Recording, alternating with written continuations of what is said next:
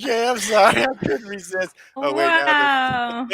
I apologize. Like I was just having That's too got much to be the fun. worst intro I've ever heard. Hey, Just hey, saying. hey, hey, we live. You can't be saying stuff like that. Just saying. Yes, I Okay. All can. right. Anyway, ladies and gentlemen, I apologize. I was torturing a girl. I wasn't supposed to go live, but it did. So let me play the proper intros and we'll Thank get you. started. Something All a right, little good bit luck. with class. Thank you. Yes, that's right. Some classy stuff.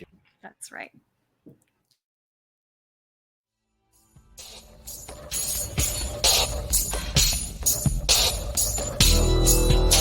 Welcome to the Outer Realm with Michelle, Desrochers, and Amelia Pisano. Airing live on the United Public Radio Network, 105.3 FM in New Orleans.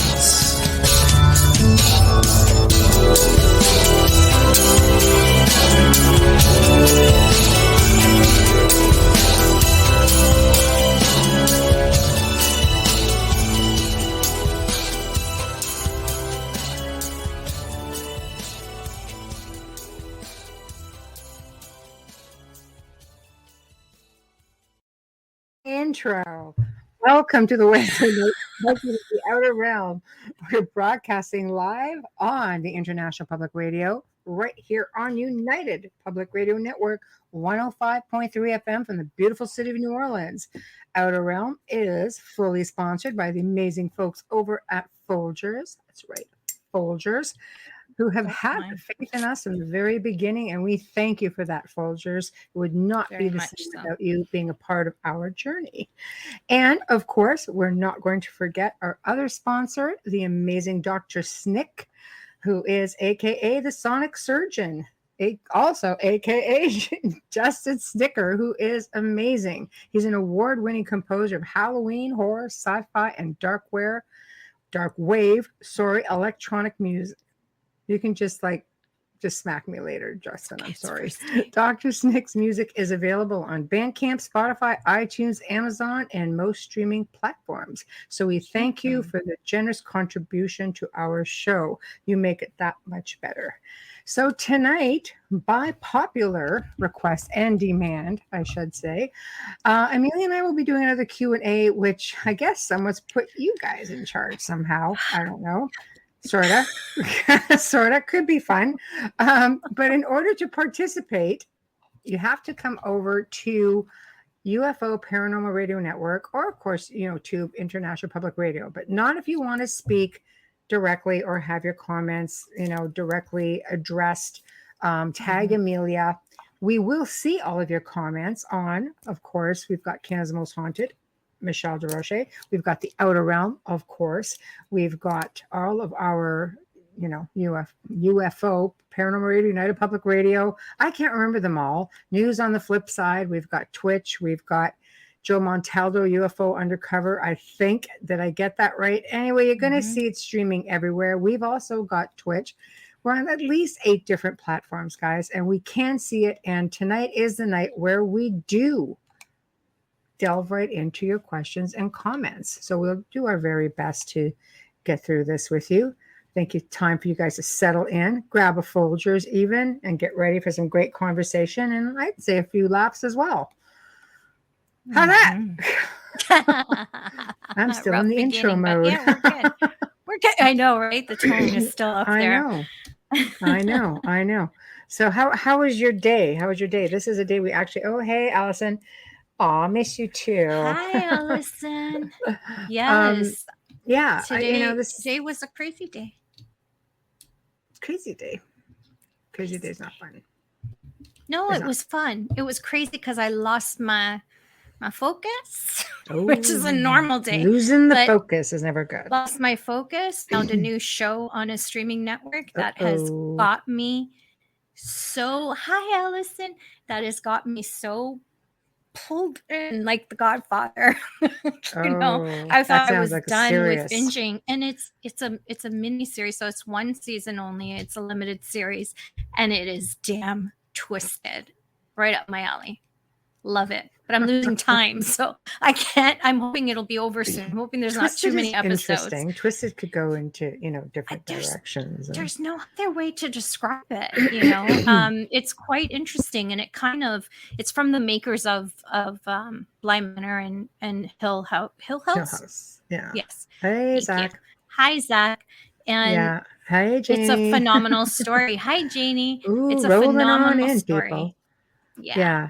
All those type of Give 'em a shows minute. are good, though. It's sort of like American Horror Story, right? It's exactly. And it's Right. it's called Midnight Mass. And it's like, it has everything from every horror flick you've ever watched rolled into this one little limited series. And it moves so fast. You cannot leave to go to the bathroom. You literally have to pause it. I thought, it just run really quick. Come back. I'm like, what? I don't have the time to sit and watch television. No, but I do things while it's something on. like it's a real rarity, to be able to do. But that's when I do things. That's when I get things done, right? I was doing laundry. No, but I did have laundry. A shower. Yeah, I did forget to shower, but I had to run into the shower really late. But I mean, I was folding my laundry. You know what I mean? Like doing stuff like that. No, for sure.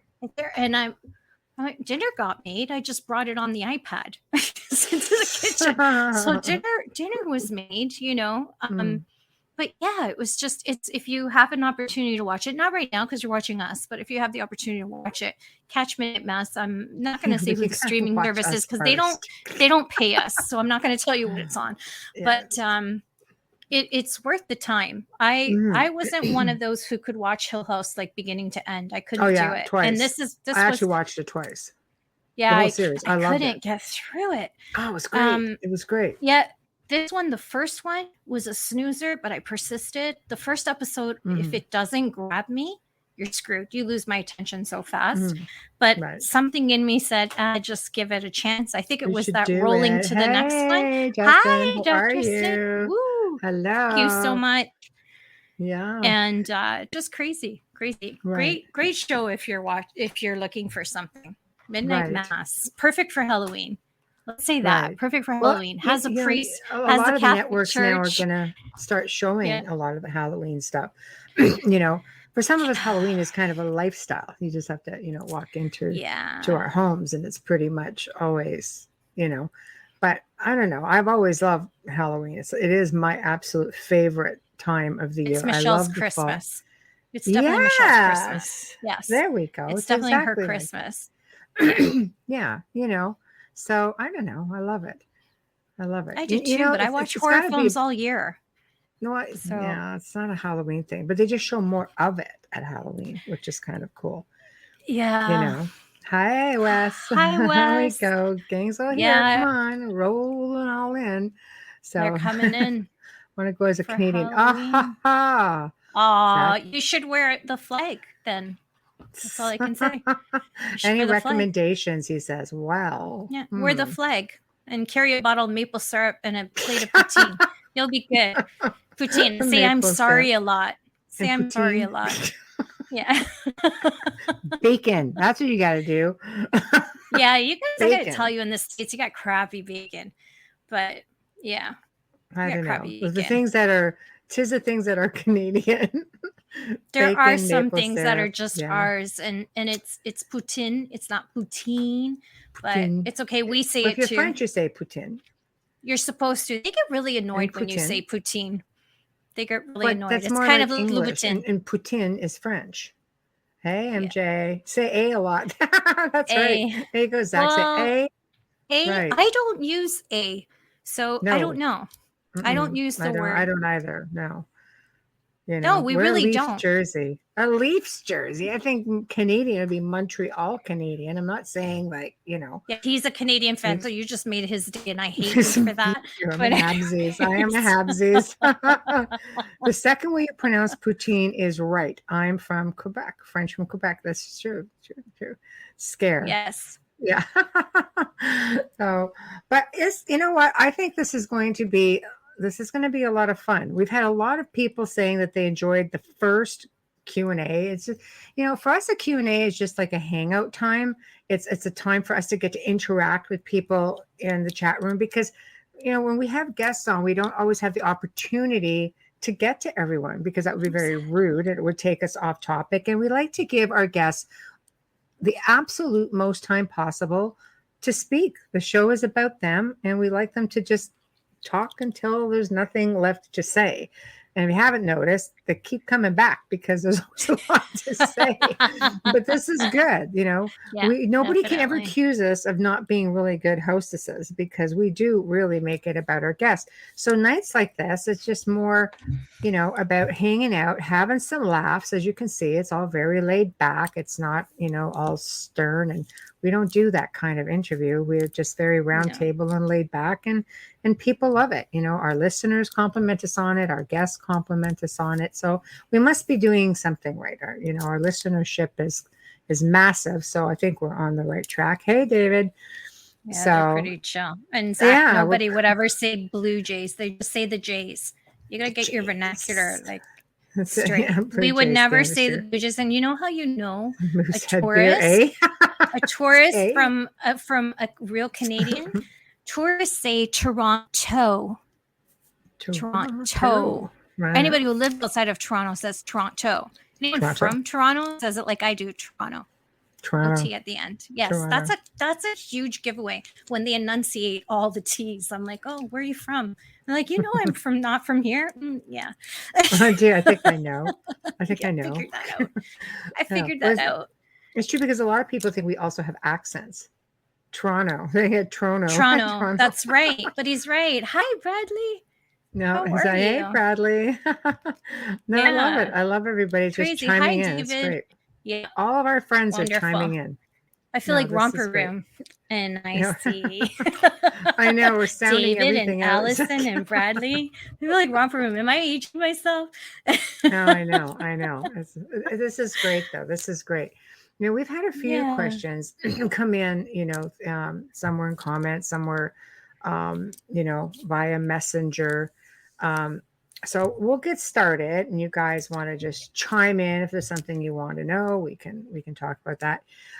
There was one that came in via email to me actually in the last week, and I thought, you know what? This is something that we deal with pretty regularly, so I figure I would start with that. And that's, I guess we call them amp ups when we, help clear people.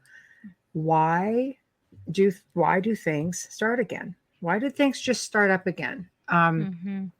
It's first off, it's not like waving a magic wand. You can't just say, demon be gone or ghost be gone, or, especially if it's a mindset thing and it's not much of anything except for maybe, like self-project energy, poltergeist activity, psychokinesis, telekinesis, things like that. That's probably one of the hardest things to get away. Hey, Wayne. That's the hardest thing to get away because you really have to try to work with people as to figuring out what's going on up here that's causing them to keep projecting. So examine what's going on in their lives.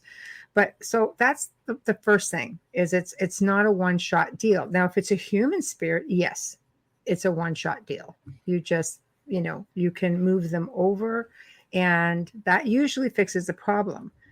But what if it's not? What if it's not a human spirit? Then what? Dun, dun, dun. Dun, dun, dun. Right? It's true. I mean, I spend a lot of time, working with people. Sometimes it's taken me months, to get people completely clear. And it really doesn't. The only way it started with me, we all start someplace, right? But I learned pretty early on that it had a lot to do with the people themselves. Whether they moved into a home that had something, whether it's something that they've carried with them since adolescence or childhood. Sometimes, kids are born to parents who, they like to mess around in the occult, or they did when they were young. And sometimes these attachments really are generational, right? So what do? I mean, it takes a lot of digging, and sometimes it takes months and months and months, because if people, don't get what's going on, no, that's right, Bradley. Sage is not always the answer. And there's a technique to that too. Yeah. There is a technique to saging also.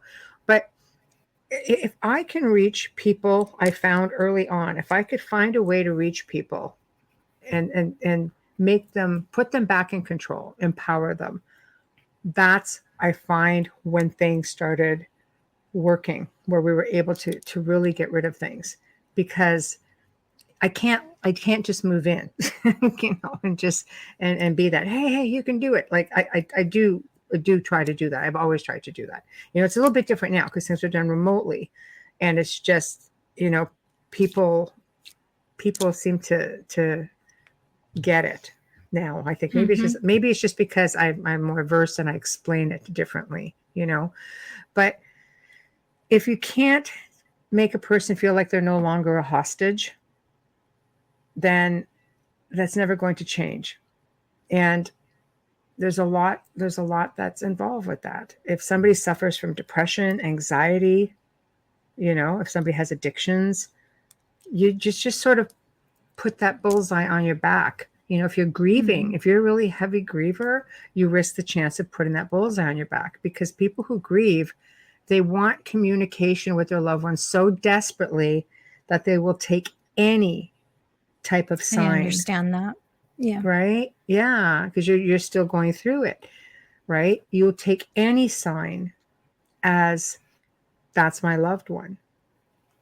And unfortunately, it opens doors. I've known really seasoned mediums who have gotten themselves into trouble through grieving. Yeah.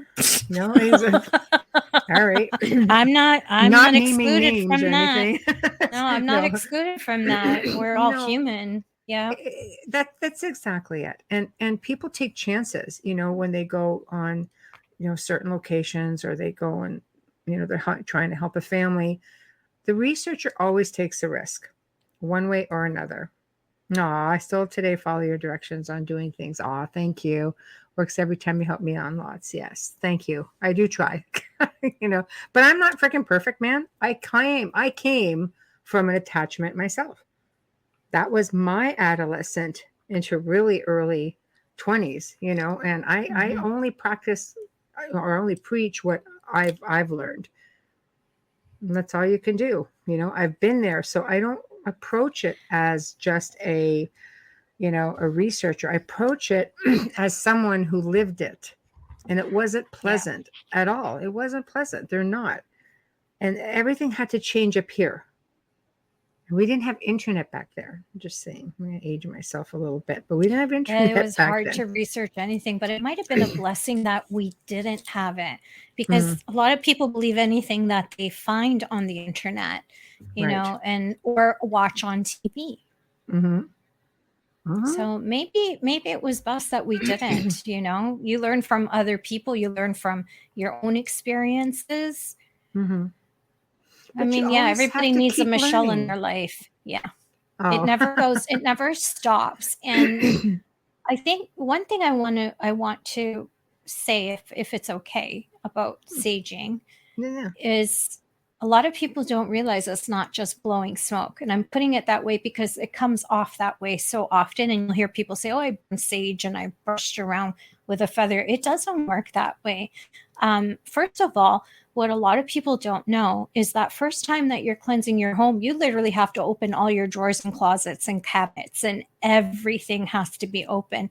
There is a particular emotion that you move that smoke in a room, like high corner down, and how you swirl it out. Your windows have to be closed, because that all gets expelled later when you're completely done. And it's a ceremonial thing. There's also, different types of prayers involved as well, depending on your faith. So please don't think that you can just light up a stick of sage like a cigarette and just blow it off. It really does not work that way. It's exactly correct. You usually start off at the lowest point and center of the home. So if you're in an apartment, then you can be right in the middle. Otherwise, go down to the basement, and you do work your way around there. Now, sometimes, it depends on the energy in the home also. A medium can usually pick that up for you, because sometimes the energy will go counterclockwise, go clockwise. And you have to get every nook and cranny. Don't forget the attic. People always forget the dang attic. So get everything, but you leave under the stairs. The last room that you do should have a little crack in the window, because you have to push that energy out, and then you just close the window. But again, it's not a one-shot deal. It's really important that you put a lot of intention behind the act of the cleansing, strong intention. And it's important that you put a lot of power behind the words that you use. Not everyone is religious, and you don't have to be.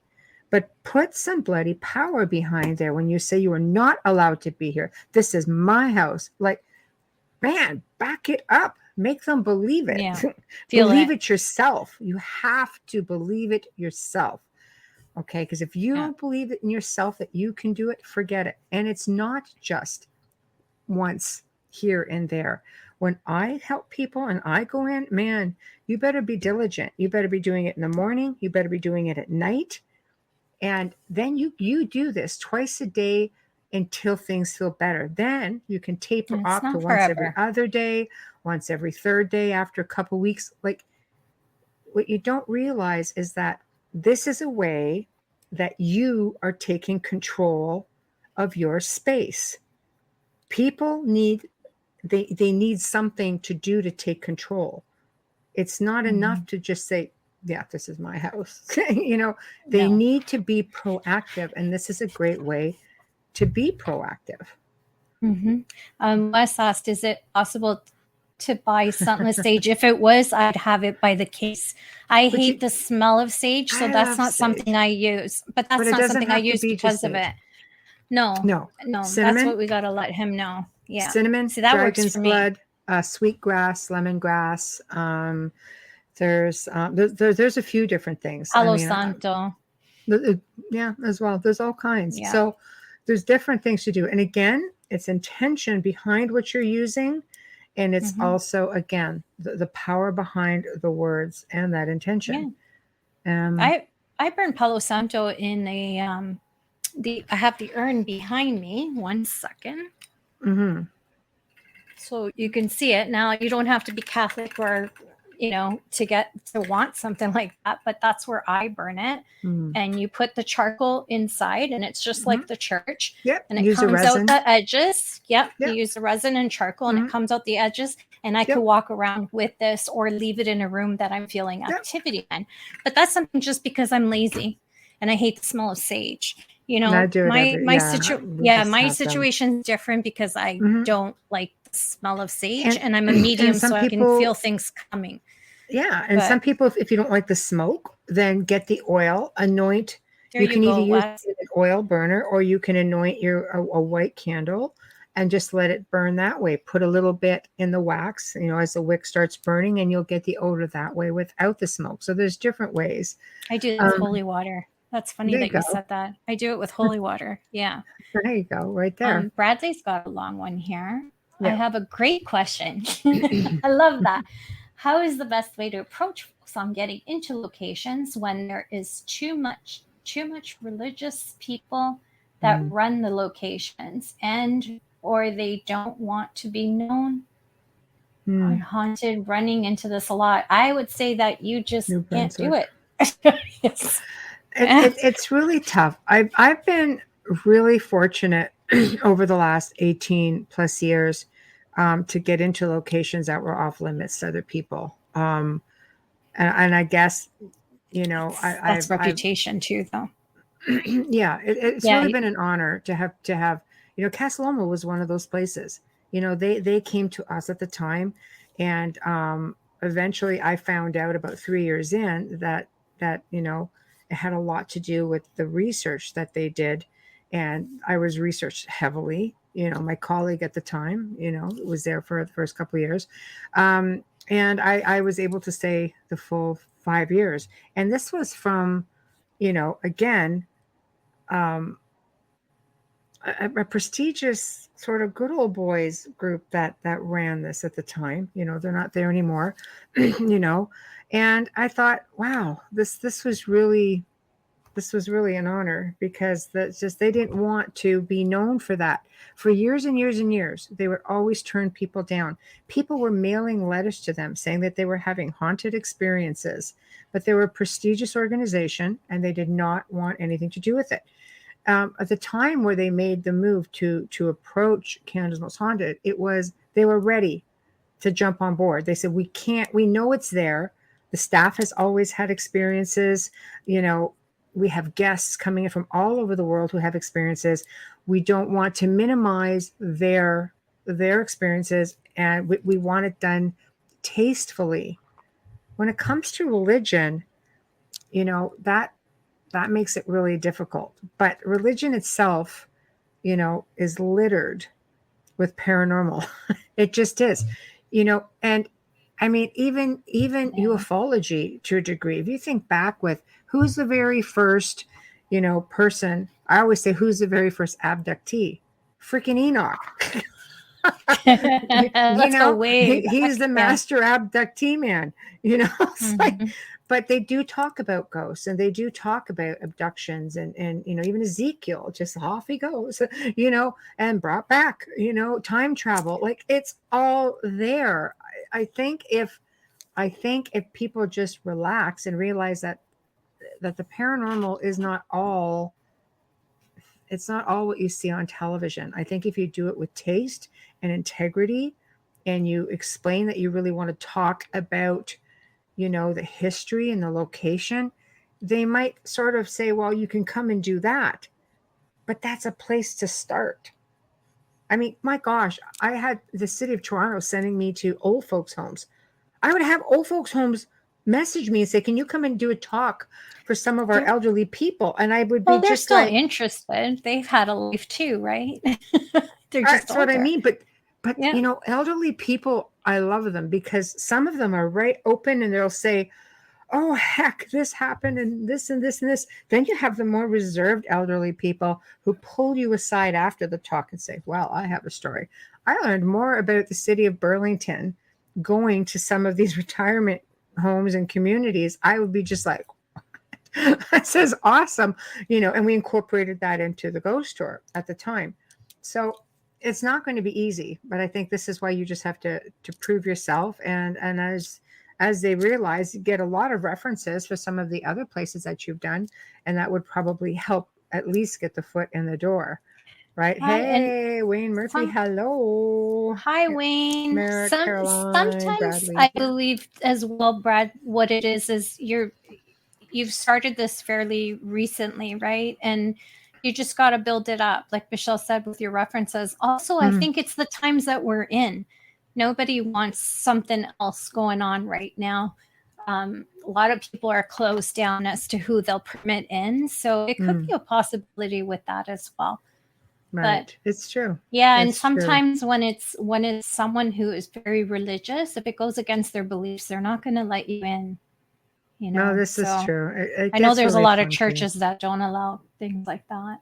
Maybe I'll go to church and give a sermon. That might work. Go. That's so you do the homily. Do the homily for the priest. See how that works out for you. Let us know. We'll do a show on that's true. Exactly.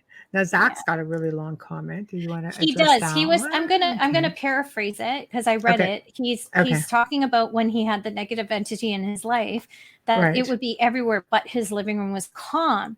That one, and and then I'll read the next one's completely different.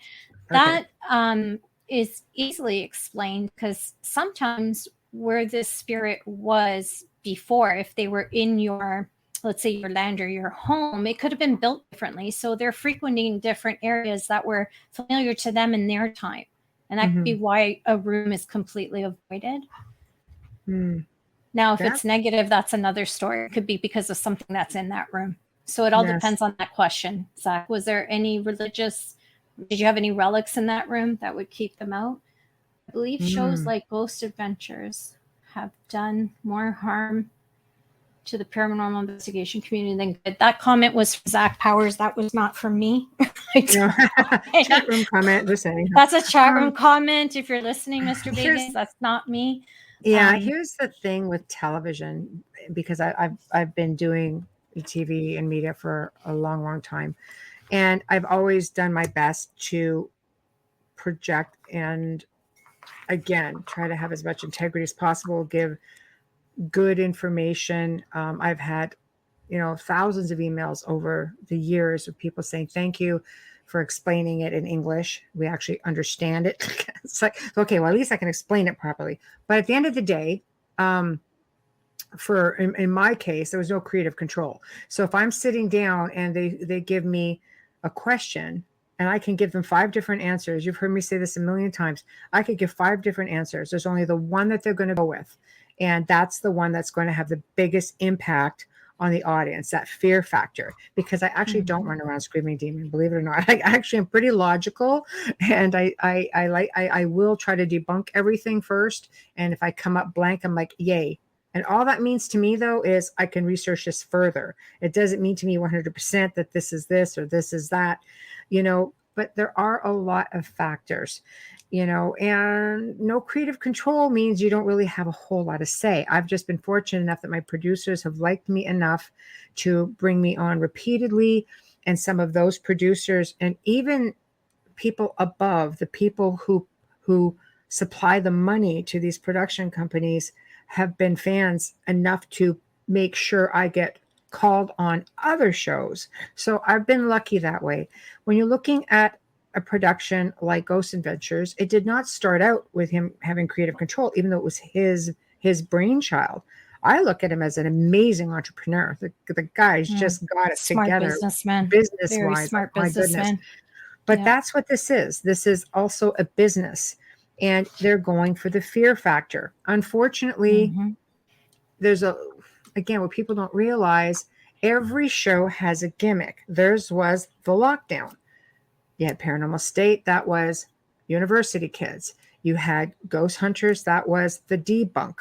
Like it all sort of goes into, they all have their gimmick, but I mean, he brought a lot to the forefront, just like Most Haunted.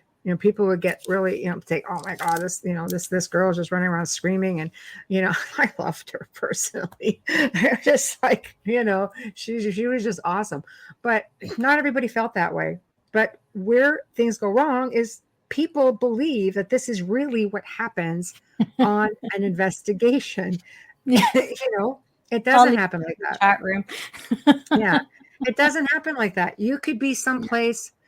I've done investigating, and sometimes the most exciting freaking thing going on is my coffee. That's it. That's the way it goes. Well, Bradley makes a really good point. I have talked to Aaron, as he told me, producers will control a lot of the investigation. They had them investigate a location 4 times to get something for evidence. He said it was really a thing. We hear that from a lot of people who've actually been on the show and have been on our show and have been on that show.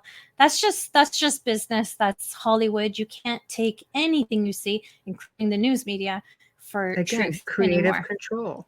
But the producer, this is the funny part, is the producer is Zach Bacon's right now. I mean, they have it.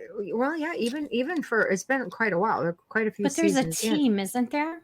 Of producers? There is, but it was still, if you, all you have to do is look at the credits. It'll say right in the end who the producers are. His name's always been up there. So there's a degree. I don't watch the show, but good business tells you. If they didn't give you that fear factor, from Discovery, people wouldn't watch. Well, there's going to be. Absolutely, it's entertainment first. You have to understand that it's entertainment first, and I'm pretty sure they have that in the credits where they say this is strictly for entertainment. Don't try this at home, because so many things have happened. So it is entertainment. Take it as that. If you want to learn about that kind of stuff, you should look through historically who's been an incredible, what's that word? Someone who started like Tesla. Look at him. Look at the old school spiritualism of the Victorian era. Look that way if you want to learn things and you want to see things for the truth. Don't look for it on television. They have great stories, and like I said, they're entertaining. Yeah, it is. But again, they brought stuff to the forefront, and I think people take it very seriously, though. And I think if you take it with a grain of salt, I always say you've got your couch investigators, and I've seen a lot of people on investigations, or I have fixed a lot of cases over the years from people who have gone in to investigate. It's not like, there's a lot of, not really any major prerequisites for people just going out and investigating. I think there should be more of it to go into somebody's home and take a family who's entrusting themselves to you and buggering it up, because we're not doctors, we're not psychiatrists, we're not any of that. Hardcore cases, those are the things that I will typically ask for if it's my personal case.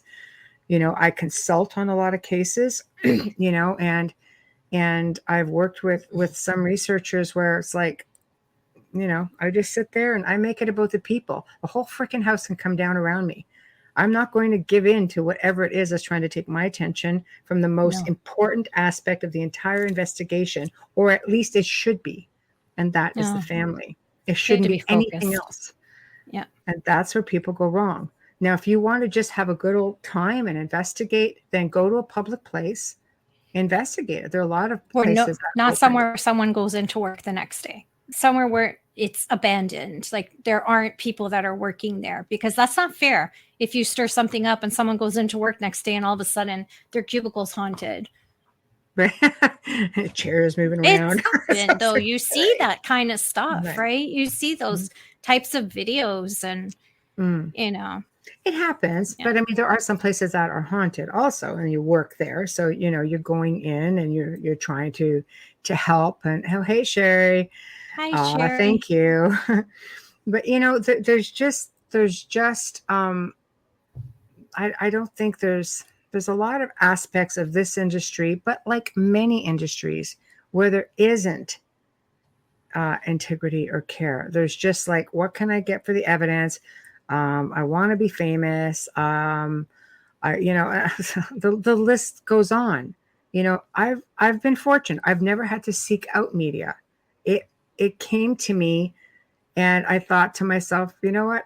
I always looked at it as, ha ha ha. No, I didn't. I looked at it as like, wow, I must be doing something right, and thank you. But it's the people who follow me that I thank, that I'm grateful for. Because it just tells me that I must be on the right track, So, love you, Sherry. Yeah. Worry about you. I'm not going to lie. So, when I don't hear, I always ask. I was to build a cleansing kit. What would I put into a cleansing kit? Oh my gosh. This is the things that I mentioned.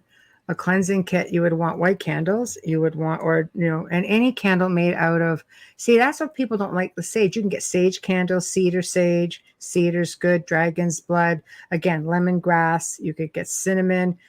I got my cinnamon from, I ordered it organically, cinnamon oil. I use a lot of oils. It came from some place in Massachusetts. My sage actually came from Crete. My cedar came from a place near Russia. So I ordered all my stuff. So it's all preferably like hand pressed. And so it's organic. So there's no preservatives or anything in there.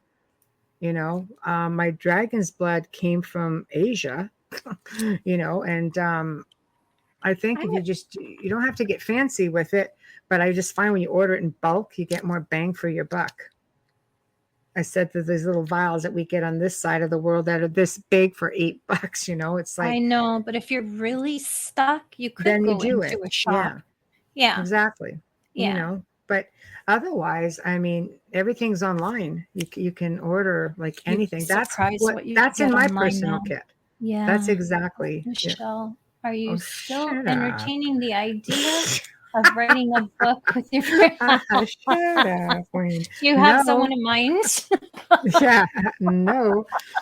I've been asked that question a lot of times. Writing a book on my personal experience. Who even has time? I have no time to write books. Still living it. Are you kidding me? Oh my gosh. I know. Have you heard our phone calls? Still living it. I know. I think the big thing with sage is because they see it on TV, they think that's their only way out. So I'm glad that was brought up so that you could get that information out to a lot of people like myself who can't stand the smell of it, which is why I use Thank you, Palo Zach. Santo, because Michelle's the one who said to me, you don't need to use sage. No. And then another one that came up this week, there's a couple of them.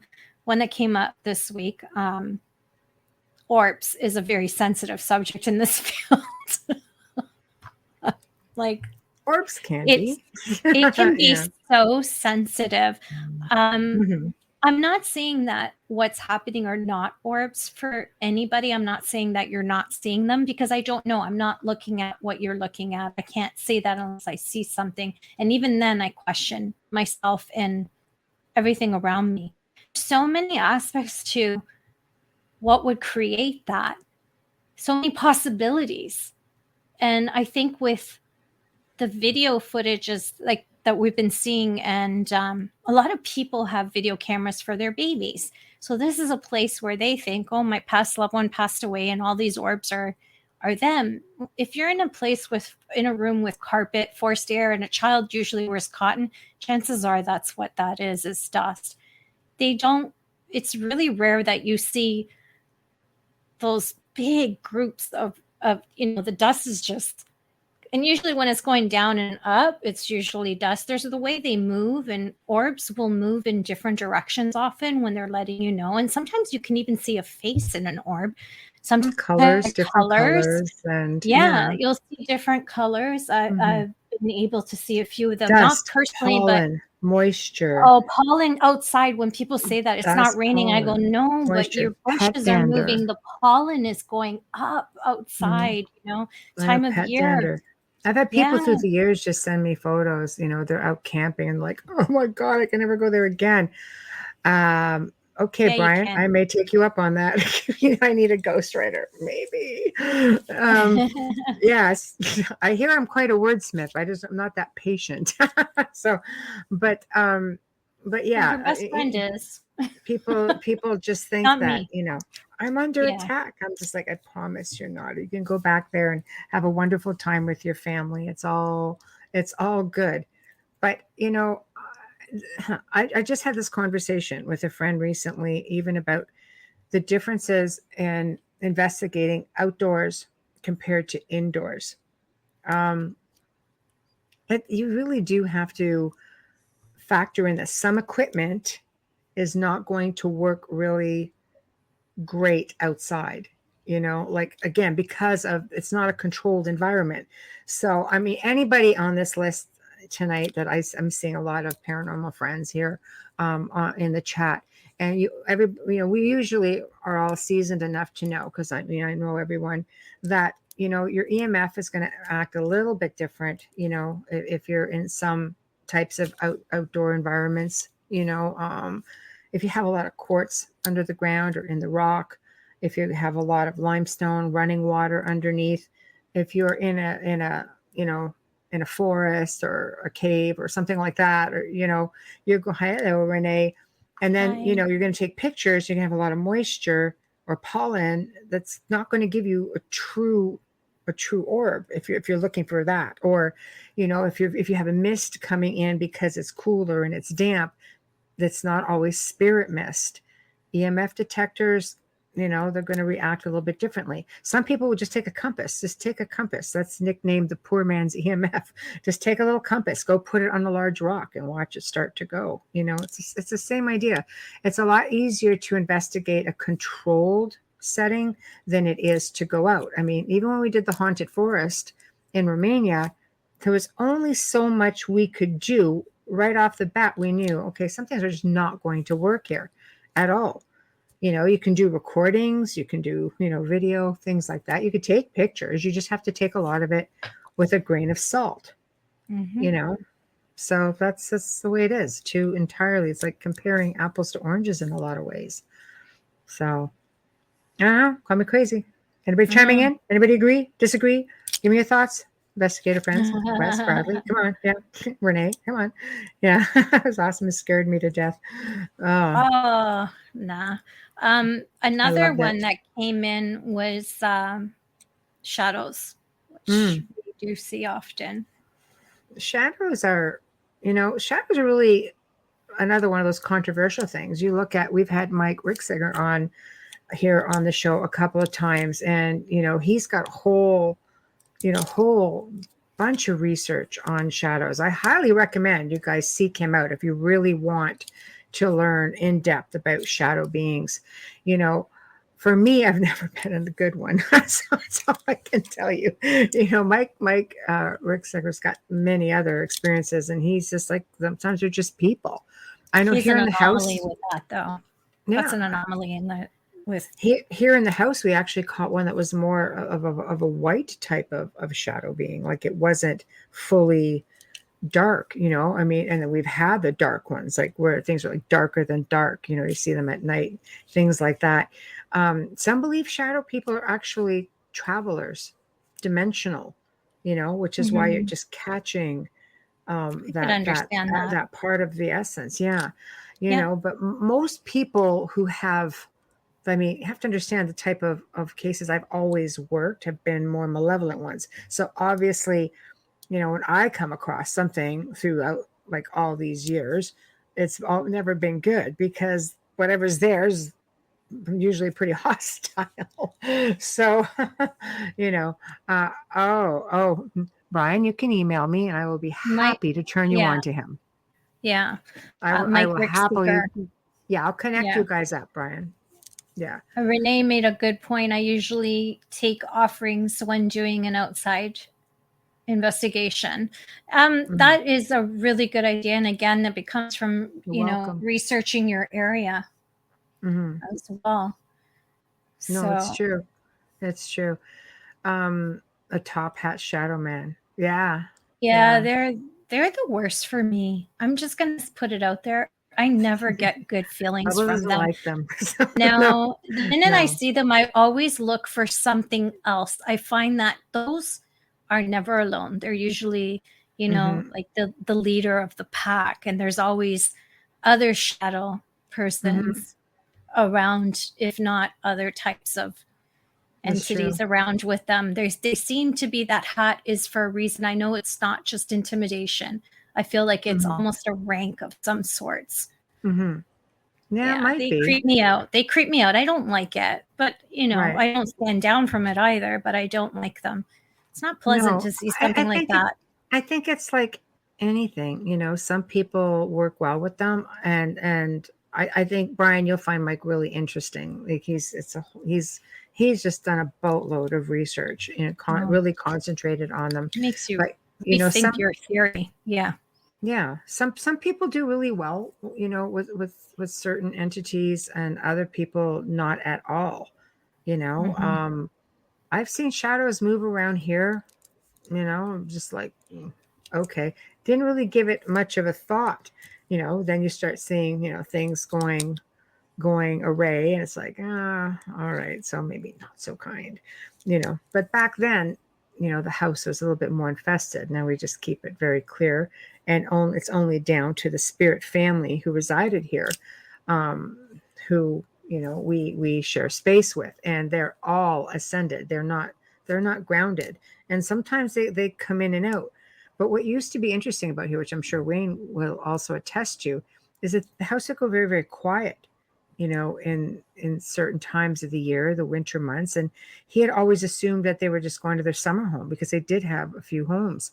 But, when there was something malevolent in the house, they tend to chase out, or, spirits tend to be fearful of them, and they won't come in to the space if they have the choice. Sometimes they sort of get trapped, but it started making sense after a while, because I'll tell you, since I cleared that. This is probably going about 4 or 5 years ago now. The family would stay, and the lady of the house would stay. She's here like all the time now. So we, that we pieced that together, and it was just like, okay, that's what the situation was, obviously. So, He thought his hat was ugly. I I got a rash wouldn't going. There we go. recommend that. I hate your hat, man. Taunting them isn't something that I would do, but Yeah, hey, see, whatever works for you. there's something else, all my investigator friends here in chat. We're going to ask you a question. What do you guys think about taunting or, putting out those commands to spirits? I command you to do this. I just gave my answer, and Bradley, you clearly gave yours with that one. But I can tell you that when you are researching anything or studying something, like when I was first doing my course in demonology with Bishop James, and we would have conversations and things like that, and he would say to me, Amelia, don't freak out, you might start seeing things. He wasn't exaggerating. That's when I saw the most shadows in my presence ever. Not remotely, like dead set in front of me, climbing up the walls, going this way and this way and this way. Like, it was just where I had to keep putting it down. And I thought, wow, I just can't do this. This isn't for me. But now looking back, I realize it was their way of making sure I didn't, because I can and I do. So I understand that. You have to know that when you're researching something like that, you are going to have experiences, because they're well aware of you trying to learn about them. Just like I heard that if you research ET, all of a sudden things happen as well. Zach wrote, I'm not an investigator, but I wouldn't taunt or give commands. I would see them like they were still living people. If I don't like someone talking to me like that, it would be disrespectful. That's totally true. Now, what would you do if it was a dark entity? Just curious if you would use the same method. I'm very just curious. unorthodox. There's two ways. There's two ways, right? I'm unorthodox. There's two types. Sorry. Okay. It's okay. I'm just waiting my turn. I've always been a little bit unorthodox in how I've approached things like that, and where something will turn around and growl at me. For instance, I would turn around and say, "Oh, I'm so sorry, having a bad day. It's terrible." There've been recordings of this, and people, it's like, why do you do that? And I'm just like, you know what? I was always raised to be respectful, and I was always told, because we have come from a line of mediums. Like I was sort of brought up around thinking, not fearing the dead. I think somebody forgot to throw in the entities in there, though. But I think with that, it's just I was always told to not. It's not that you don't fear, because of course you do fear, but it's to try to not show it. And I guess that was more my way of just not showing it. And I do stand my ground, and I'm not fearful. I'm less fearful in my life now. I learned the hard way, even in my early years of investigating, having my family infiltrated and things like that. So I learned, like, I had to humble myself. Not that I was really, I was never really cocky per se, but I was just sort of like, meh. And you can't just be meh. You have to really be on your guard all the time, because I thought, oh, I do things properly, and they're not getting to me. And I learned the hard way that they could definitely attach to those around me. So you get humbled pretty quick when it happens, and you really do change the way you do things quick. Definitely. Okay, I've got to go backwards here. Zach said, if it was a dark entity, I would ask for a higher power to intervene. That has helped me before in my experiences dealing with negative spirits. Well done. Sherry asks, how do you guys protect yourselves when working on a case like mine? Grounding. Wow. Grounding is a big one, because it just makes it a little bit harder for them to attach. And again, mindset. You have to understand, if you are in an environment that entices them and feeds them, and that would be things like fear, arguing, negative energy, They'll amp that up too, by the way. They will definitely amp that up, but they can also create all of that. So if you're anything that would be deemed a more of a negative emotion, even, and not like sadness is a Hi, negative Lexi thing, Rose. but Yeah. sadness will. Hey, Lexi Rose. But sadness, grief, anxiety, having emotional outbursts, depression, things that just keep your vibrations low, is enough for them to come in and feed off of that. So they need to amplify that energy to keep the food going, so to speak. Yeah, Like when of I work with course. people, Bradley, you do listen to me. Grounding, hug a tree. Exactly. But that you have to raise your vibrations. I work with people, even working with frequencies, frequencies and changing frequencies, because they do different things for your spirit, for your physical being, and I mean, honestly, it works. And I've had people say, oh my gosh, people who really pay attention and do it have almost reported like overnight having a completely different feeling, and they stick to it. And that's the point. You have to stick to it, because they will give you a false sense of security. They'll make you feel like everything's gone. Then you let down your guard and they'll bang. The next thing you know, they're there, and they'll come at you pretty hard. Or Like a bully, they're just like a yeah, bully. or they'll go the other way. You're fighting for your space and they amp up to try to get you to back off. You have to be really consistent. I That's think that. So keep your vibes high. with Sherry, without giving too much away, I mean, she was on our show. You should really search Yeah. that archive, because she has a phenomenal, Mhm. I don't even want to say Amazing but her story. whole life has been an Yep. extreme experience. Mhm. And when we first started at your other location, it was a whole different form of preparation for me than where you are now. And you know why. So Yeah, we'll yeah. leave it there. But it was a whole different other preparation. And I can't tell you how many different faiths I exhausted researching and different ways to prepare to make sure that I was in tune and in line with Michelle, and And I was strong enough to be there as well. It depends on where you're going with but you that. also have to look at environmental also Yeah. in cases, because in her case there were ley lines that crossed. Yeah. And I really worked, and learned with an elderly gentleman who knew how to work with ley lines. And I consulted. See, no matter how much you know, always, if you don't know everything, don't ever be afraid to reach out to other people. I've been No. doing this 18 years, and I'm a rookie compared to someone who's been doing it like John Zaffis for 30 or 40 years. Like there's always somebody else you can reach out to. And this man is not a paranormal investigator. He just does amazing planetary work.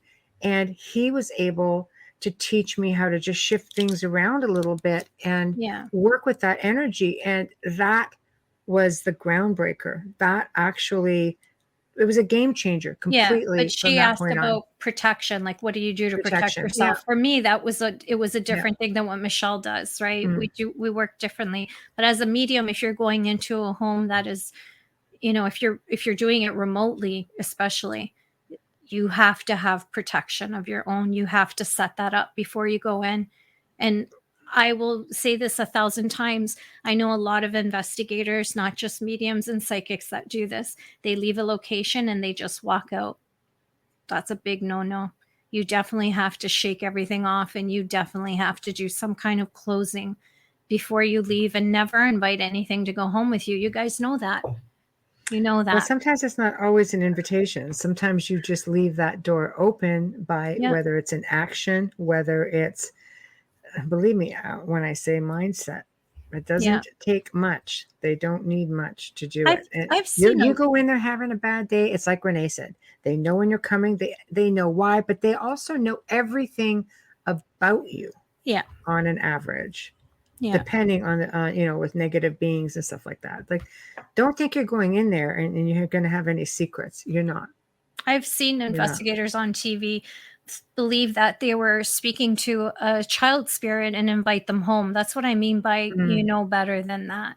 You never know what the entity is unless you have a medium that's there or you're a medium. You're not going to know if that's a small child or if that's a mimic. Let's So- pull this in a different direction while Yeah. we're on that then. So, what do you guys do again as researchers?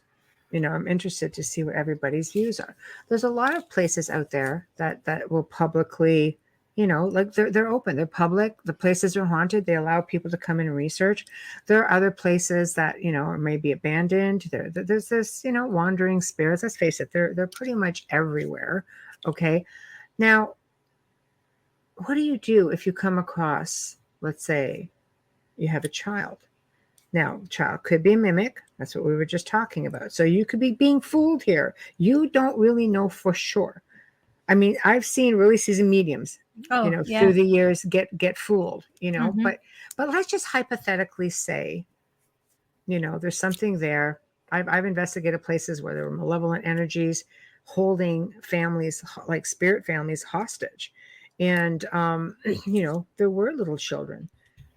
What do you do? You want to, what's more important? You want to get the evidence, or do you try to move those spirits over? Because then let's say you get into trouble, something follows you back.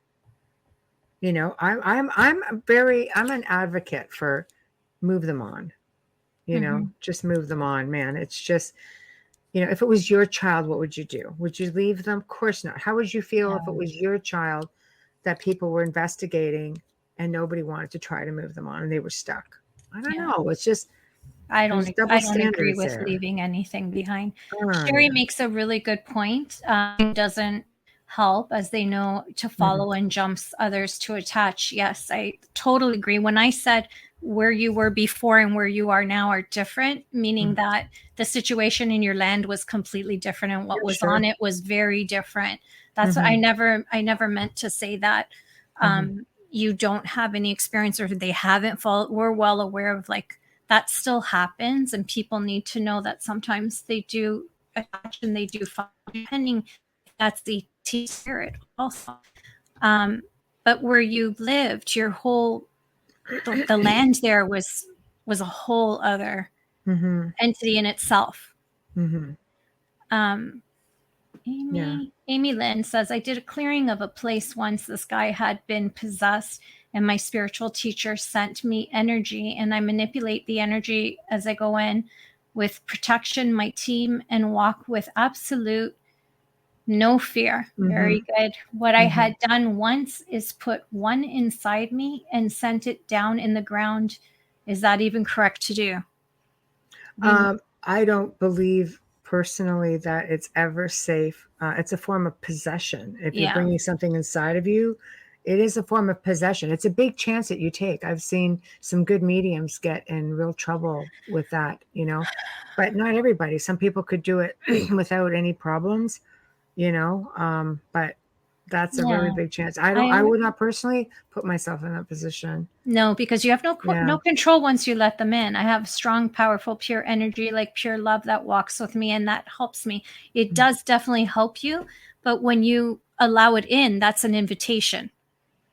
So you're in a whole other. Yes, I was just opened up. I didn't know until I felt it. Okay, you didn't mean to. Okay, that's a different story. That happens. Step-ins happen to a lot of people on investigations. Sometimes you're aware of it, sometimes not until later. I've had to pull energies out of some of my team members. Yeah, that's what attachments are. No, exactly. Brian says, would there be any way to determine whether a childlike entity is mimicking changeling? Oh, sorry. A what? I can't see that. Myling, changeling, or a mimic? There is no real way to. I mean, there's standard things to look for when you're dealing with a malevolent, let's say a mimic, changeling, things like that. It's a matter of sometimes a certain odors. You'll get things like let's see. Sulfur, rotten eggs, rotting flesh. You'll get a lot of. But again, when you start getting into things like scratching on the walls or rapping, or that could be poltergeist activity also. It's it's really difficult. It could be, it could be extraterrestrial activity because some of them smell the same way. So, nowadays it makes it really, really hard to say for sure. Okay, for sure. Again, if you're gifted, you'll know right away. I have basically, that's the only type of cases I've ever worked. I don't usually do really benign things unless it's for friends, or family, obviously. So you just learn what is.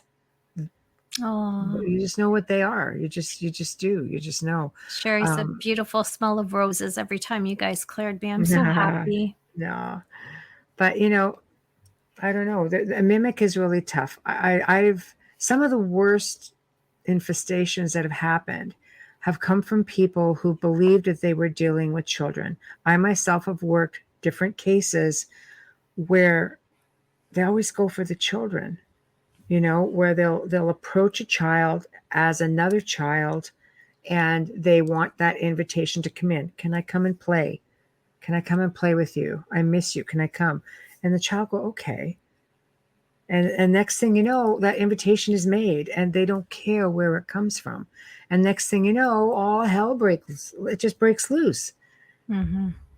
And I've had to, God, those cases are hard because I have to deal with a little child. So how do I get them to rescind the invitation? How do you do that without frightening them? Well, in one specific case, the method I chose to do was use the child mentality. And I went to the child with the mother beside me and looked at the little boy and said, did you ask your mommy? Because he was only 4. Did you ask your mommy if your friend could come and stay here? And he goes, no, because the friend didn't want that. And I'm just like, well, his mommy wants him home. What are you going to do now? You need permission. You better get home right now. You better not stay here, blah, blah, blah. There goes intent. Yeah. It's all. And then, so that invitation was rescinded. It made my job a little bit easier in being able to finish clearing that house. So, and you look at this place, it looked like a benign little townhouse in an upscale area of Burlington. And I got some of the best recordings that I'd ever gotten out of that house. Just, I won't even say they weren't residual. It was like phantom sounds, like something was picking up the voice recorder and playing with it. And you could hear it being set back down and chains being dragged across a wooden floor, but it was on carpet, sitting on an old squeaky bed, and there was nothing there. It just had some of the most amazing voice recordings. And it took about 10 months to clear it completely. But it cleared. To this day, they're clear. Lexi Rose, that sounds great. That's not a problem. Just message me and I'll get to you as soon as I can. She's been talking to me about a recurring dream. Okay, Sherry says, cleansing on your own when you might not know what you're doing can make things worse. And Sherry is a medium, so she knows her stuff. And yeah, definitely. I agree 100%. Sometimes you don't have the choice, but now, and again, people will lean to the internet and it's not all accurate, unfortunately. And it's different for everyone. You could have one situation. You could have every house on the block going through the exact same thing, but because you yourself are different, your energy is different, how you're feeling emotionally, everything that's going on in your life, everything is different. Therefore, it will be different. I think if you have a really bad haunting, you have to look at it in a different perspective. Like if I needed surgery and I needed my gallbladder removed, would I be doing that myself? Probably not. Mm-hmm. And it's the same thing, all of us can brush our teeth, but not everybody can do dental work. It's the same kind of thing. And sometimes you're too close to it and you don't see things, right? Like, it's not like I don't clear my own house. Michelle works with me on that. I wouldn't do it on my own unless I had no choice. And even then I would let her know that, hey, I did this. I need you to check if you don't mind, because it's always good to have someone backup. else. Oh my gosh, especially when it's dark. Mm-hmm. Especially when it's dark. If it's a spirit, it takes nothing for me to move them along. Most mediums can do that, but when it's a dark entity, it's another story. You need someone who has the experience like Michelle does, and the knowledge, and you can't do that stuff on your own. It's best to have someone help you, And someone who's got your back. And in saying that, this is where it gets touchy. Do you pay for something like that? Oof. No. Now, you could pay expenses. You can pay for the supplies that are being used, you know. But do you pay for the service of doing that? No. I worked with an individual one time who charged. I was very green, and I was kind of like, I don't think you're supposed to do that. Let me tell you what, that was the last freaking time, because I was about lost my freaking mind over that one. You don't do that. You just don't do that. It's bad karma. And I don't think it works. And there's a lot of charlatans out there. Clean up a lot of those messes too. Let me tell you what. Oh my gosh. Amy, you need to ground. She asks, the third eye, is there a way to block? Because she works in an old folks home. You need to ground your energy. That will help a lot. It just makes it a lot easier. Nothing will penetrate you. No, and you work with reflections and things like that. Energy, it's really quite easy.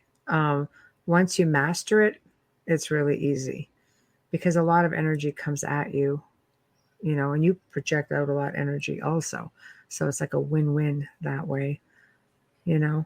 I'm trying to ground. Oh, you just need to take deep breaths and just visualize it. It takes practice. You have Sherry to think should of have it. a good grounding techniques. I would have sent it to her. Have her send it to you. No fee will determine the real deal. Yeah, Hi, Thomas. Hi, Thomas. I agree. I agree. You know, people struggle. You know, not everybody can afford, you know, things like that. And I'll tell you something.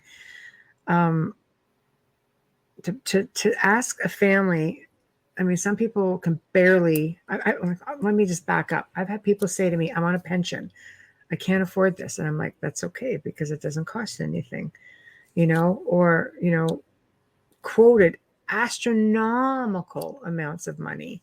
And I'm just like, are you kidding me? Like, how are people supposed to afford that? Like 5,000, 10,000, oh my God, 1,500. Like, and it costs no what, guarantee. $50 in gas to get back and forth. Yeah, but there's not even a guarantee that you can get rid of it. There's the kicker. So is that per shot, or what is that exactly? I don't like the whole gas expense thing either. Just find a team that's closer to you. Sorry. Sherry said 7 teams. Not everyone has that. No, that privilege, I know. So. 7 teams bolted, literally ran down the driveway. You, Michelle, and Amelia, after 14 years, daily attacks were the only ones to firstly identify what they were and secondly blast them away. Oh, wow. Thank you. I knew from the second we were talking. Oh, I know. I remember that phone call. Never mind. I started working with Sherry just before you actually came on board. Exactly. And you have no idea, Sherry, how fearful I was, because that was a first for me. And I was so worried that we couldn't give you peace. Like, I was so scared that there would be something that I did that, you know, I was so afraid for your safety. I had no doubt that we would. Yeah. I had a lot of fear because I wasn't used to working that kind of work then. I was just starting out on that darker side. Not that I wasn't working with spirits and energy, but that kind of energy was completely different. My fear for you when you were there, all I kept saying to Michelle was, can she move? Yeah. It helped. Yeah. We should do a station ID and stuff while we're here. Absolutely. We are there. We're at 26 after. I need to take these up. These are glass and they weigh heavily on me. But anyways, nose indents. Can somebody tell me where you get your reading glasses that don't have any weight? Right now, you are listening to The Outer Realm with Michelle Desrochers and Amelia Pisano, and we are your guests tonight. We're doing a question and answer as per your request, and we're having a lot of fun doing it too. Seems that our chat room is full of friends who are investigators themselves, so we're having a great night. So if you're tuning in and you missed the first part, just hit the archives after the show, about 10 minutes after show ends, and you'll be able to catch the whole show. We are live from the beautiful city of New Orleans, and we are streaming for you on UFO Paranormal Radio. I believe we're on International Public Radio as well. This is UPRN Talk Radio Network, and we are fully sponsored tonight and every single night from the amazing people at Folgers Coffee. Thank you so much for your support. We couldn't do this without you. Thank you, Folgers. And thank you, Justin Snick, for that amazing intro and Thank outro. you, Justin. My God, that thing rocks. Right. I know. It rocks. There we go. So, and yes, Bradley, there are people who contact and they want help and they back down. And I believe the reason that happens is more so if they are in a really bad situation, maybe with an oppressive energy, or, interdimensional being or demonic being, whatever the case may be. A lot of times they back off because they're fearful. Maybe when you contacting you may have caused things to amp up in the house, at which point it would scare them. They would back down. That's usually the main cause, is they're afraid to stir things up. They're afraid that things will get worse by bringing someone in.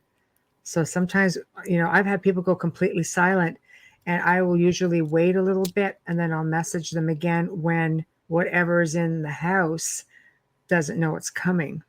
And that way, they get a surprise email from me, and then they usually be able to react and message back, and then we get the ball rolling. Yeah. It can be really hard as an empath to work on cases like that too.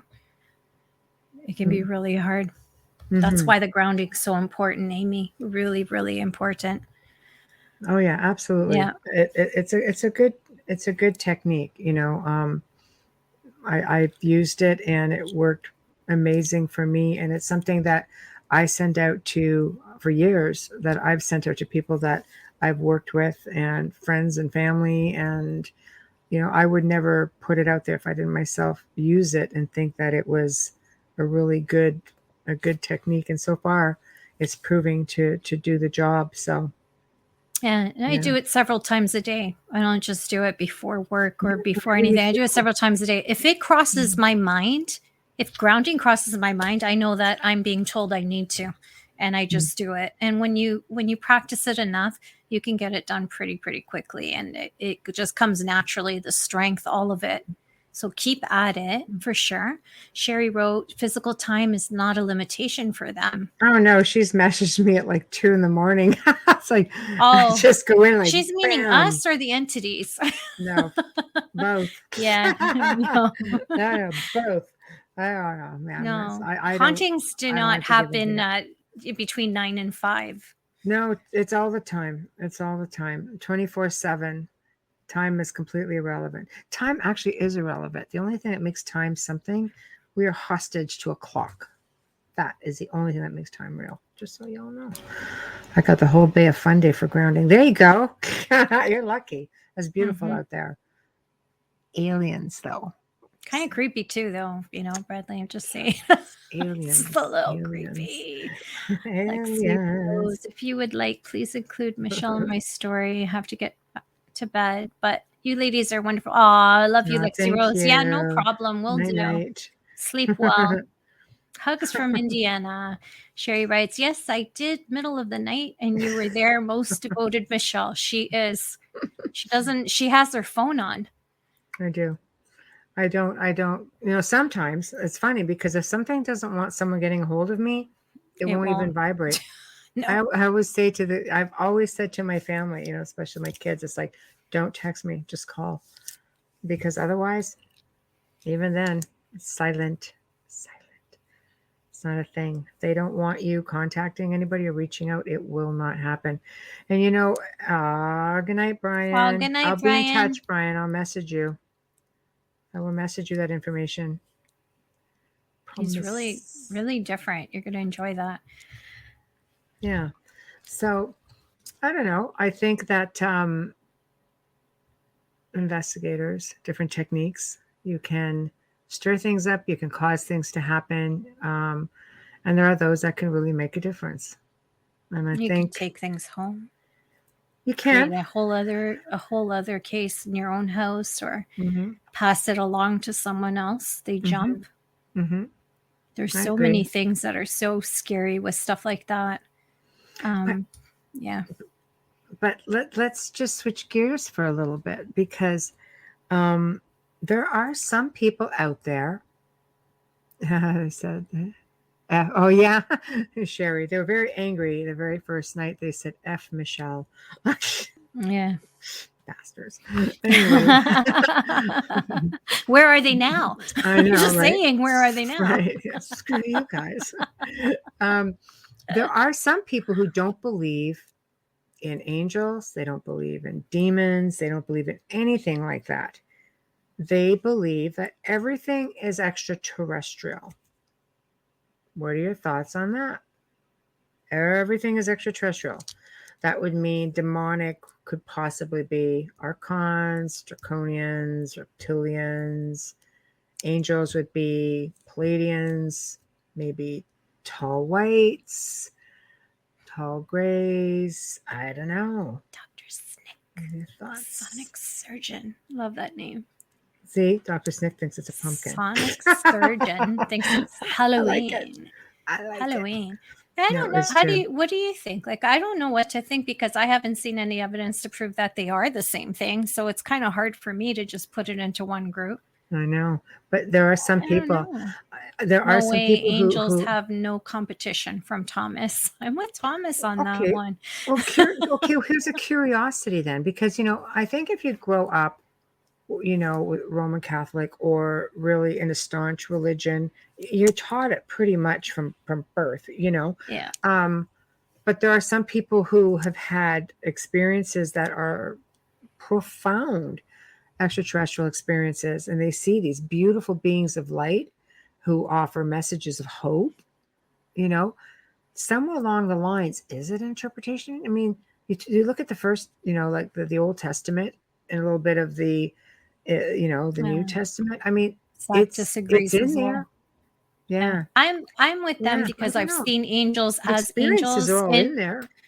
Yeah, Are angels extraterrestrials? Okay, let's kick it up a different notch, because while Amelia's on that topic, are they extraterrestrial of sorts?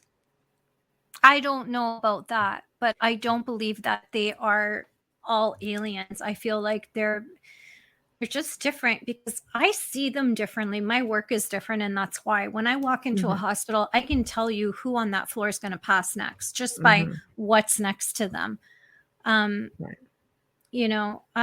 Sherry wrote, I believe they use some energies because I had both ETs, Grace, thank you. Now I can see that.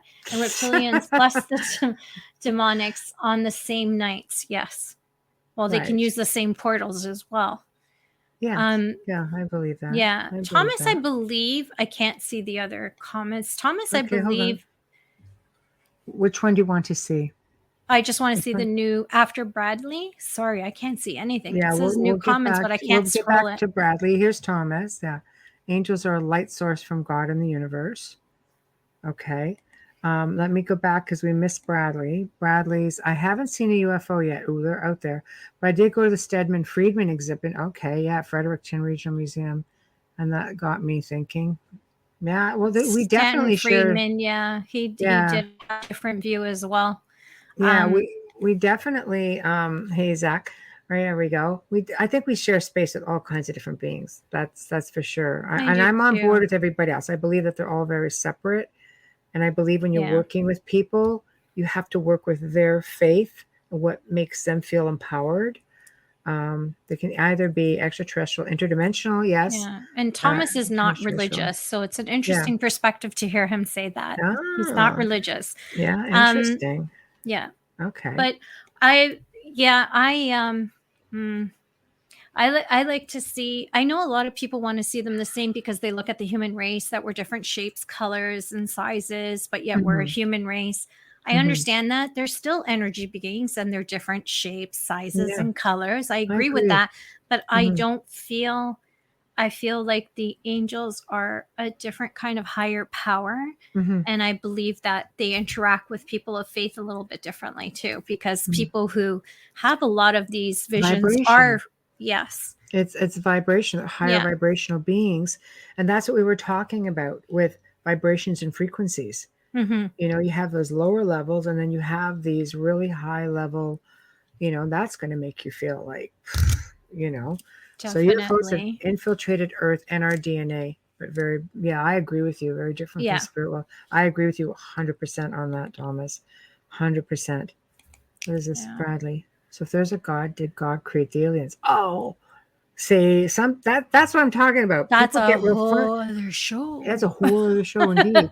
That's where it gets kind of funky because Oof. some people believe that aliens don't have any faith. Others people believe that they're very, very spiritual. In fact, you guys have to almost tune into tomorrow night's show Oh, yes. because George Artson, he really does connect spirituality with extraterrestrials. Gerard really opened my Gerard, yeah. eyes. Oh, it's He wild. really opened my eyes. We had to Yeah, pre-record that because of where he lives, but we will be in he's the from chat. Amsterdam. Yeah. But we'll be in chat with you guys tomorrow. We'll be in chat with you guys tomorrow on that one. But no, it actually, are they part of God's creations? We don't know. I think we're looking at God as like as source. God is source. God's the creator. What falls under that umbrella? Because there are many different universes. Did he create all of these different universes or multiverses or all these Right. parallel dimensions or Is it he just separate? ours? Is he Yeah. separate? Right? Do We're they all have a one and the different same, source? all creatures of the universe. But see, that's the key right here, Thomas. That's the key of the universe. There are several. Mm, We're talking multiverses here. yeah. Lots of them. The The Bible says he created. I'm Yeah. not gonna. I don't want to offend anyone, but the Bible is people's opinions and perspective hundreds of years after the fact. Yeah, and I tend to lean more in the Old Testament if I have to put merit into any of it personally. Yeah.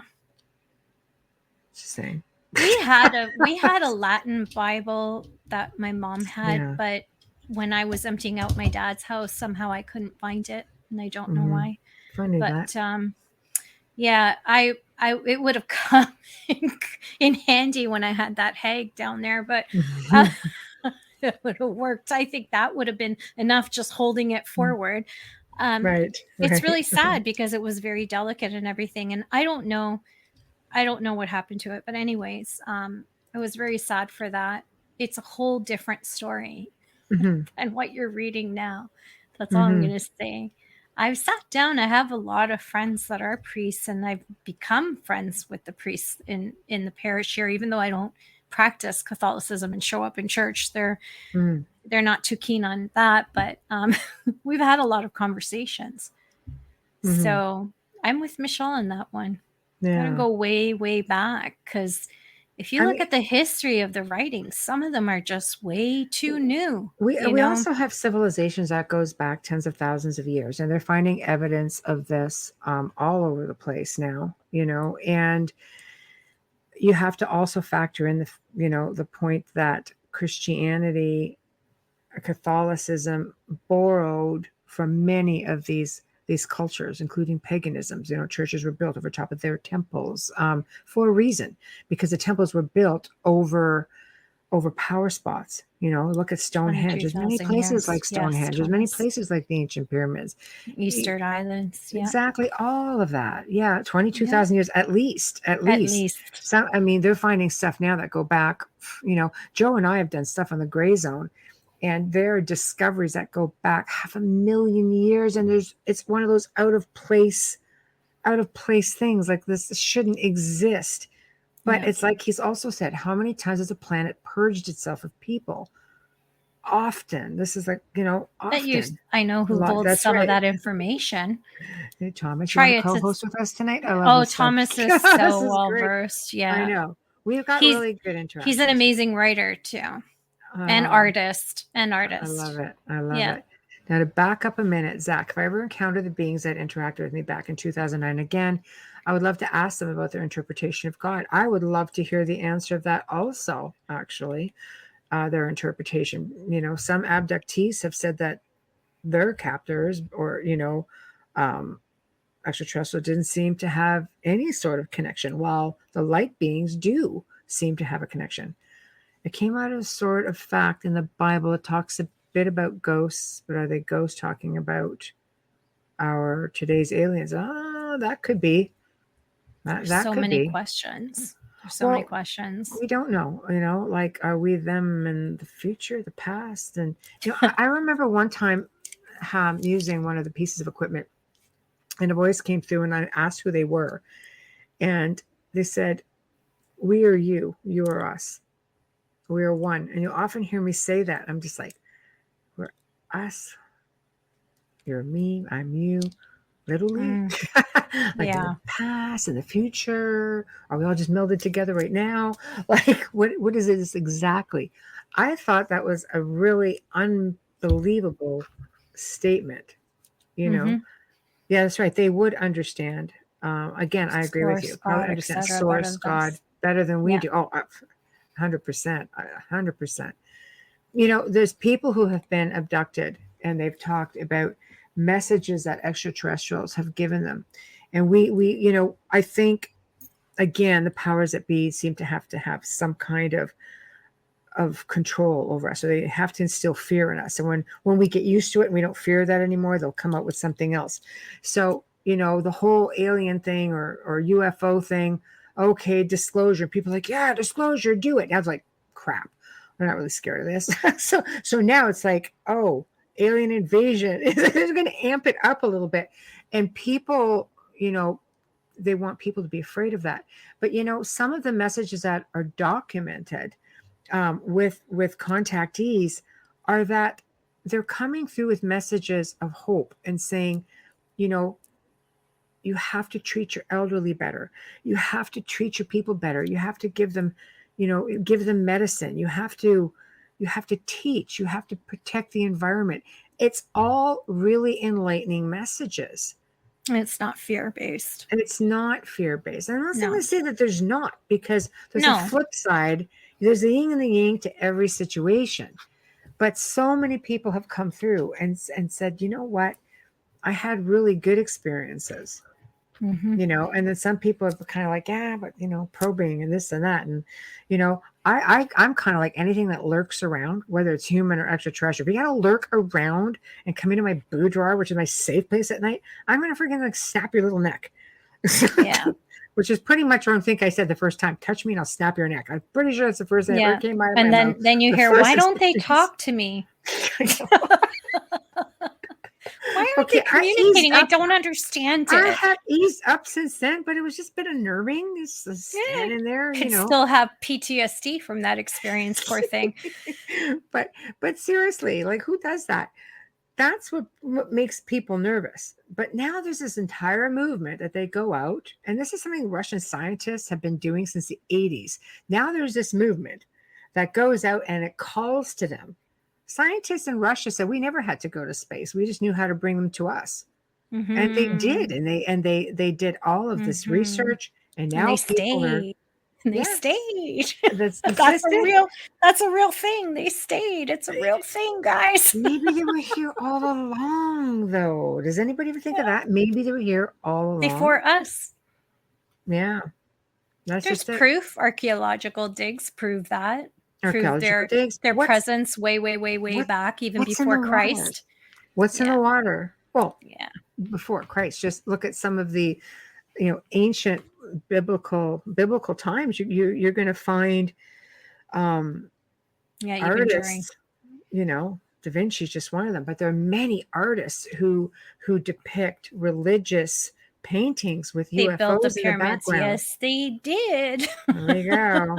I know. But the archaeologists will tell you differently. They'll tell you that there was a waterway that they built and they floated them down. And I'm like, yeah, how'd you get them on the floats? It can get ugly. It can get ugly. There's just something. It really can. But I'm sorry. The question that I beg to ask is, how did you get that giant block on a float to begin with to carry it over through this? We've had guests who've talked about that. So I don't know. No, Everybody's got a theory, Everybody's got a theory. And I think With that being said, I welcome theories because we weren't there. How Nobody you learn. really knows for sure, right? But it's interesting hearing everybody's perspective because that's how you learn something, and you could maybe piece. Both of you might have pieces of that puzzle that you can bring together and have an answer. World War II, they say Germany was influenced by aliens in their weapons. That's from 100%. Bradley. That's It's not true. even a question. No, it's for sure. Look at the Third Nazi Reich. bell. The Nazi Yeah. bell. That was just one of those things. Yeah. And that story goes back to a connection with light beings. Yeah. You know, and that's a huge one. building UFOs, not even counting the Nazi bell. And that's the theory, which some people believe are conspiracy theories, and others are saying, this is a real thing. We've had a guest on recently that talked about that with the Dark Fleet. Mm-hmm.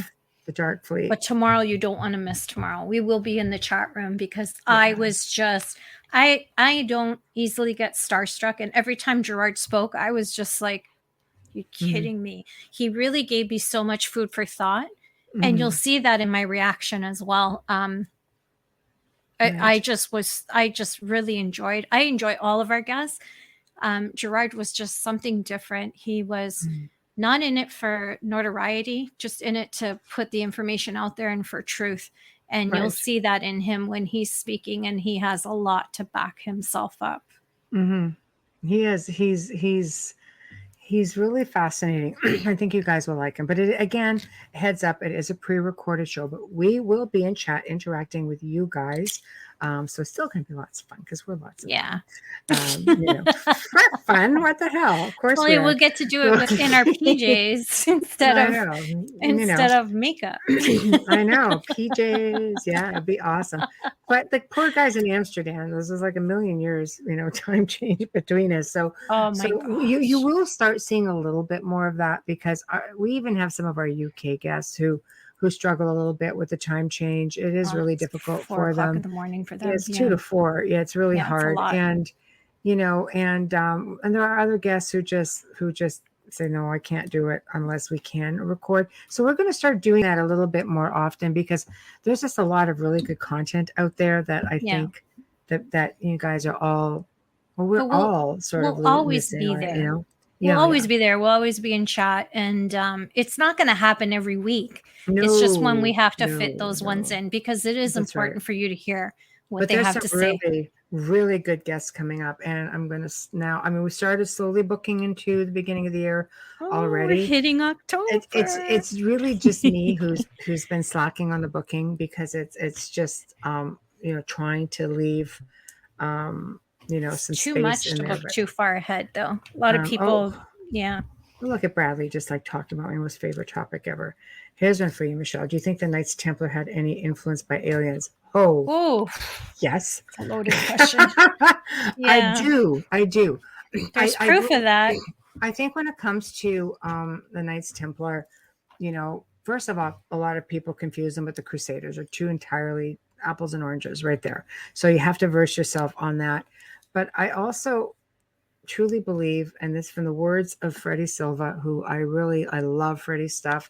If you guys are really interested in the Templars, you have to read his stuff on the Knights Templar. Templar Nation is like mind blowing. Tons of DVDs too. And if you have Gaia, you'll find him on that as well. Yeah, he's really wonderful.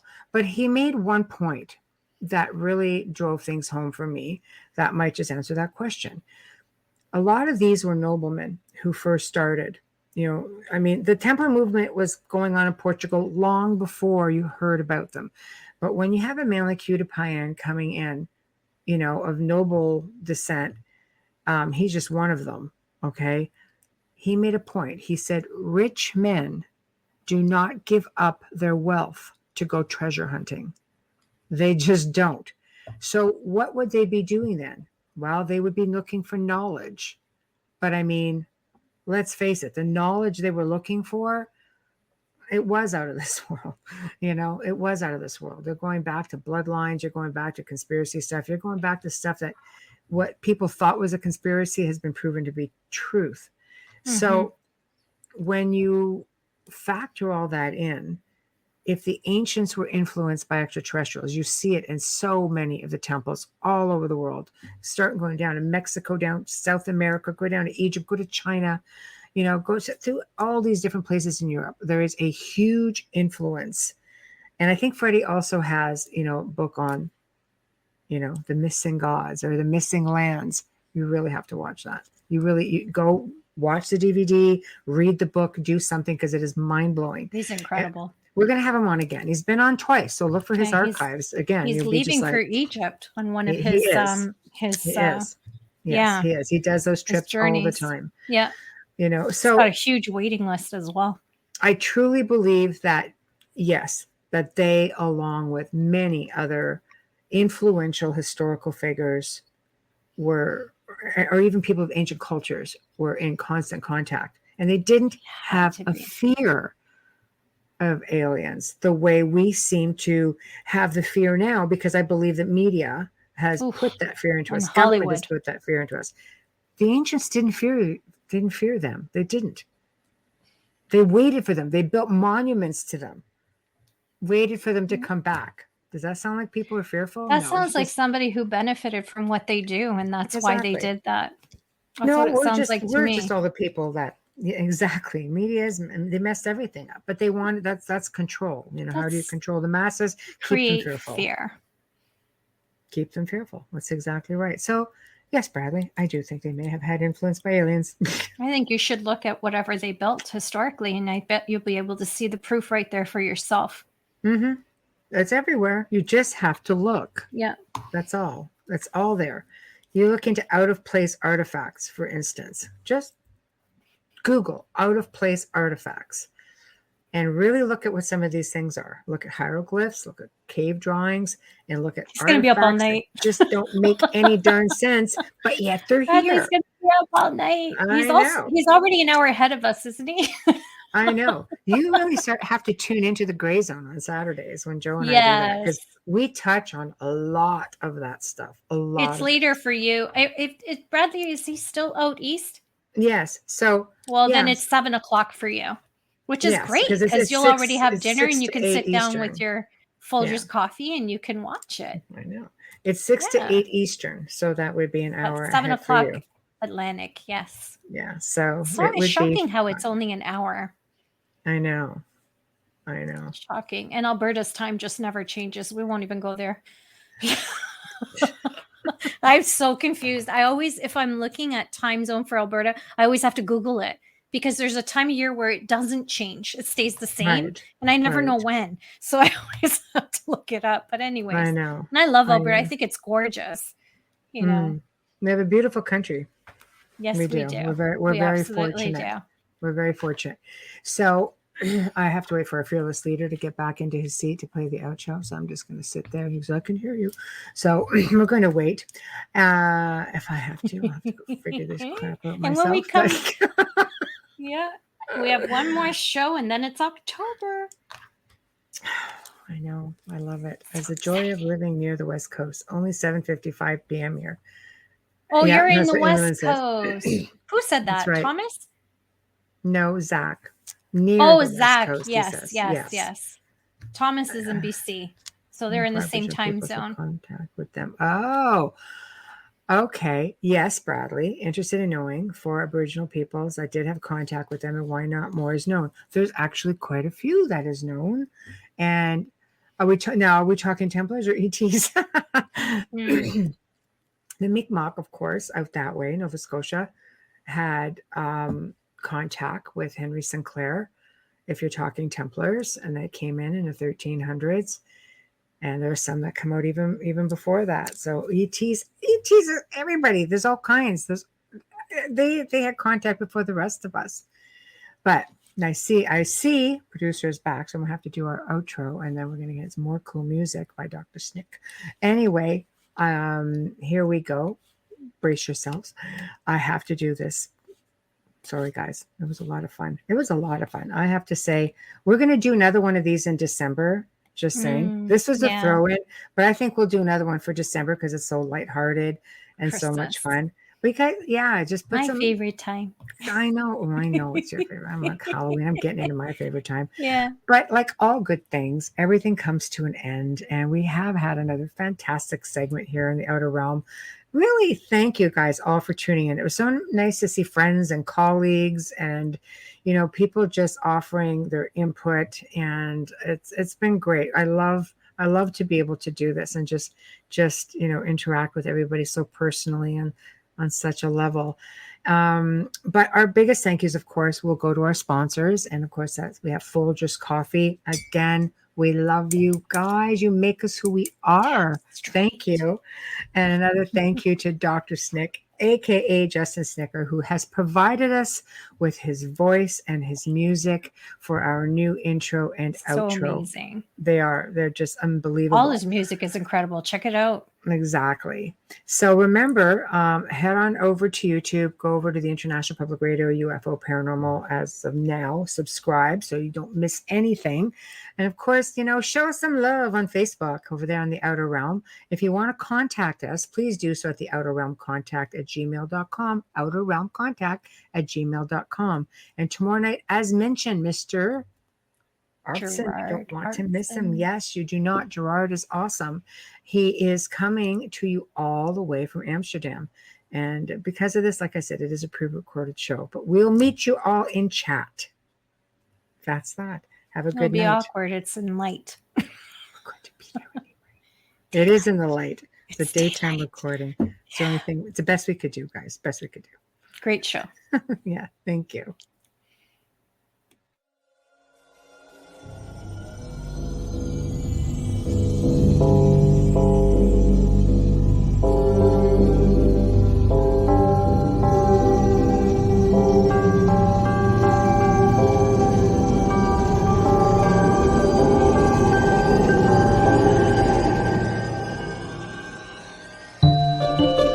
You have been listening to The Outer Realm with Michelle Desrochers and Amelia Pisano, airing live every Wednesday and Thursday evening, 9 to 11 p.m. Eastern, 8 to 10 p.m. Central, on the United Public Radio Network, 105.3 FM in New Orleans.